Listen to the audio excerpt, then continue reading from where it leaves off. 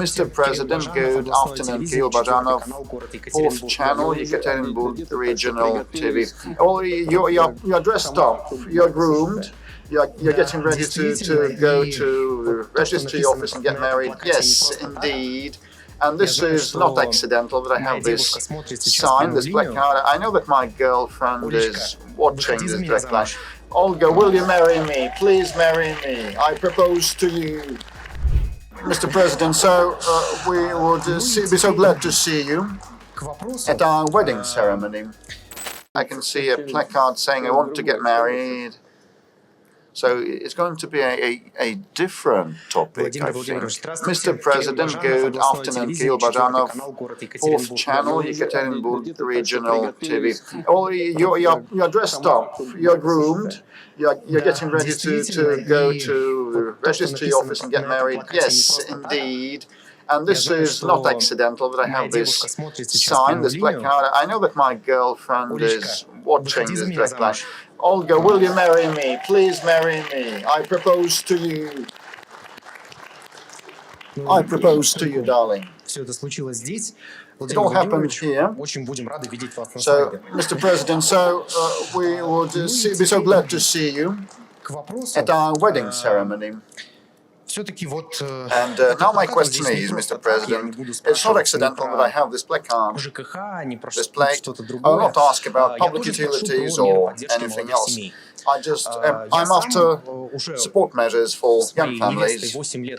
Myself and my fiancée have been together 8 years, and I was born into a family of a priest, and we want to have children, but I cannot afford children. If I borrow a mortgage now to buy a one-room flat in Yekaterinburg, I'll have to pay 50,000 rubles per month for 30 years. Mr. President, is there an opportunity to help and support the young ones so that these amounts of money should not go to banks, but should be invested into our future and our kids? As a young man, 23 years old, I can tell you for sure this is going to be the greatest stimulus that will help push our demographic trends upwards. Well, I can see that you've been with your fiancé for 8 years, so you started dating when you were 15? Oh, that's great, good for you. You know, in the Caucasus, among the peoples who live there, they've got very good traditions. They marry out their children when they're still in a very tender age, and I think we should all follow the example. You know, I know Ramzan Kadyrov has got a big family, many children, many of them are marrying, both young men and young girls. I asked him about that. He said this is tradition in the Caucasus, though that's great. Well, as for your particular case, I've said that there's a whole architecture of support measures that has been set up for families with children. It applies to families of students. I'm not going to recount all the measures because that would take too long. And I've spoken about that.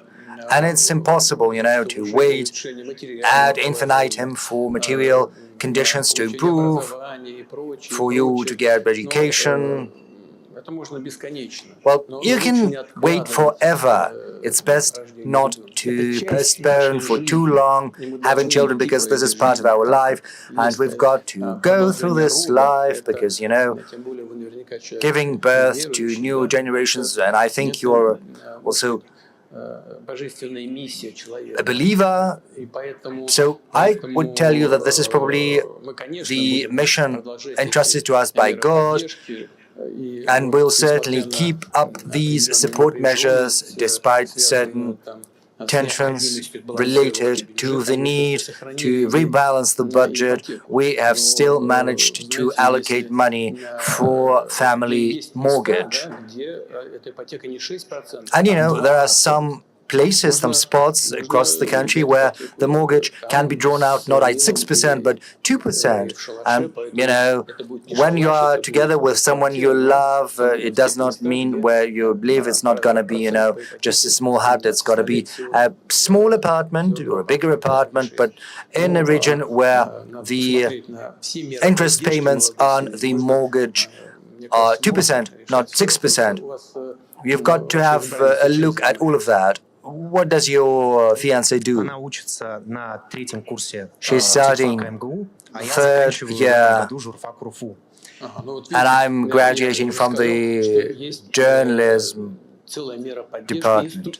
Well, yes, I've just said that there are several measures of support for student families. Just have a look at those. But, when young man thinks you have to buy this and that, you have to live somewhere, there are many issues to be addressed, but best not to postpone such fundamental matter as making family and having children. Well, there are several videos from the youth and from children. Mr. President, hello. My name is Daniil, and I'm at the International Literature Forum. And there are many adults, and would like to ask you about the trend of books being read by the youth and by children. Usually kids prefer very short videos. What should we do about that? Is there a book that, according to you, every Russian citizen should read? Thank you. Unfortunately, the reduction in the reading of books is the problem all over the world. Some time ago, we were proud that the USSR was the country where people read the most. Right now, there are many people that read books. But unfortunately, as I already said, all over the world, the number of people that read books is reducing. What should we do about that? First of all, it depends on school, on family, parents. We need to pay more attention in this regard to children. We need to maintain competition with tablets and modern technological means.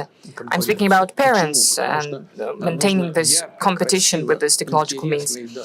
Because this is very accessible and this is very interesting. And we need to find a way to make books interesting for children. If we are creative about this, it is possible, even if it's complex. I've already mentioned it once, but I would like to say once again. I've spoken to a priest, and I asked him, when people die, what they say mostly. You know what was the answer? They say that they paid not enough attention to children.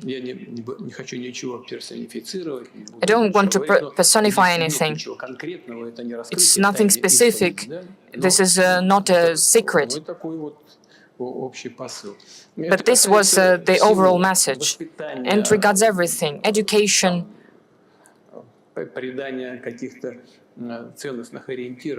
providing some guiding principles, values. This young boy asked me about a book that everyone should read. Well, the world literature, Russian literature, classics, modern literature.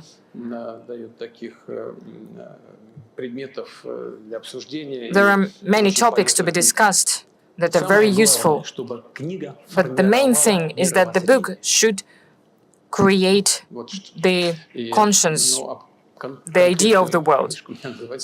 But it's very hard for me to name a specific book.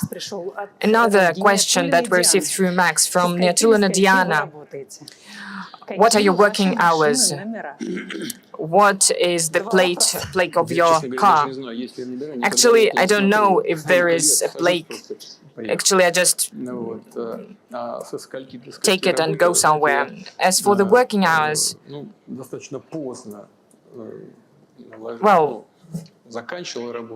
I keep late hours, and sometimes it's getting even later and later.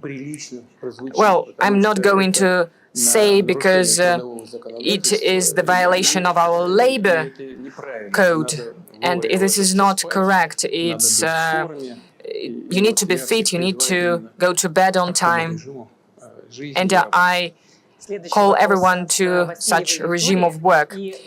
A question from Victoria. It's to you and to Pavel. Let's watch it. Mr. President, hello. My name is Victoria. I really find it really great that what Pavel Zarubin does. When Pavel will go to pension, I will take over, and please be the president till the time, and I will work with you and cover your work. I would like to congratulate you on the new year and wish you good health and always make right decisions.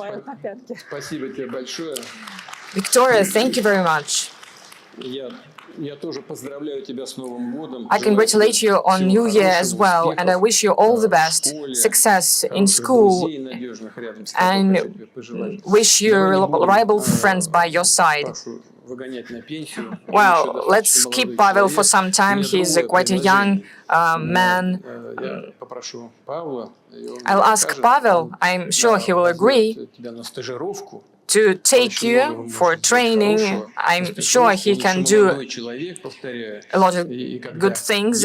He's quite young, and when I will go in a well-deserved rest and you will be trained by Pavel, it will help you to become a journalist and a university, and you will work together with Pavel, even at the federal level.